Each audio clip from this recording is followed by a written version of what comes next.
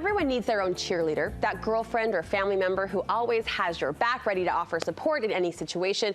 My next guest wants to inspire you to be that person to lift other women and work together to solve whatever challenges come our way.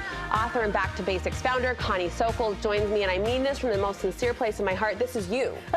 This is you. Sweet thing. It's always been you. You've always been able to look at other women, see the good in them, and pick up your pom-poms and cheer them along the way. So I'm excited to learn from you on this topic. Thank you. Why do we need that female support now more than ever, Connie? Because women are going through so many challenges, and it used to be back in the day, you know, really one big challenge comes kind of at a time, but now women are doing 3 and 4 devastating challenges, and they are trying to pull it along and keep it together. So there's so much more pressure, and it's moving so much faster that to me, it's purposeful, because now we have to let down the whole facade of I got this, and be able to say, you know, I do have this with help. With help. With help. And you are quick to say, and I love this, that when women link arms, that force is almost indescribable. It is incredible. When good women come together, miracles happen. And I've seen that. There was a group in our neighborhood that they put together a prayer list. They put down people's names, and all they've been doing is praying for these women, miracles. They're seeing miracles. That's a group of 30, 40 women praying for people.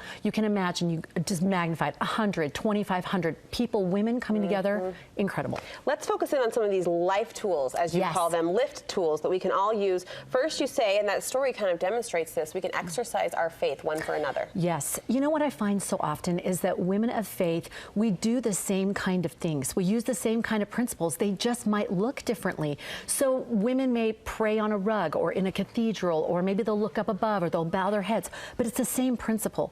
So sometimes there's this fear I find with women of different belief systems, that they're afraid if they accept another woman that they're accepting their belief system. Instead of just stepping back and saying, we just love others and do good.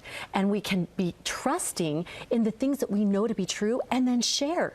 Say, well, how do you do that? Well, how do you do your challenges with your faith? What does that look like?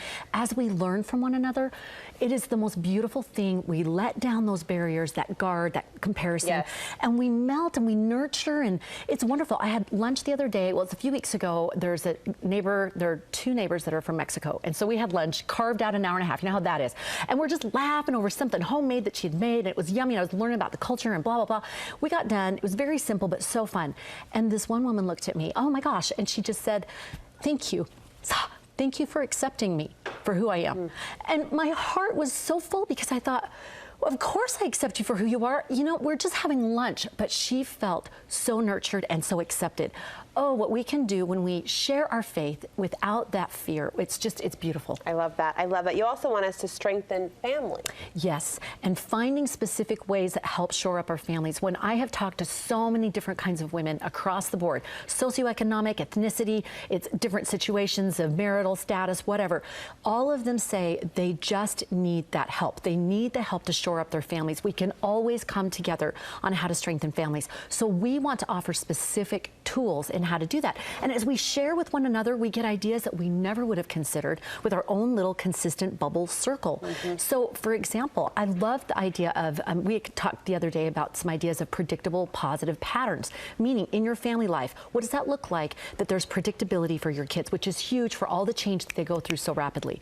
What are those predictable positive patterns? So for someone, it's called family home evening. For someone else, it's Saturday morning breakfast. It's these predictable patterns. And so we can come together and share those things that work for one another, even if they're called a different name.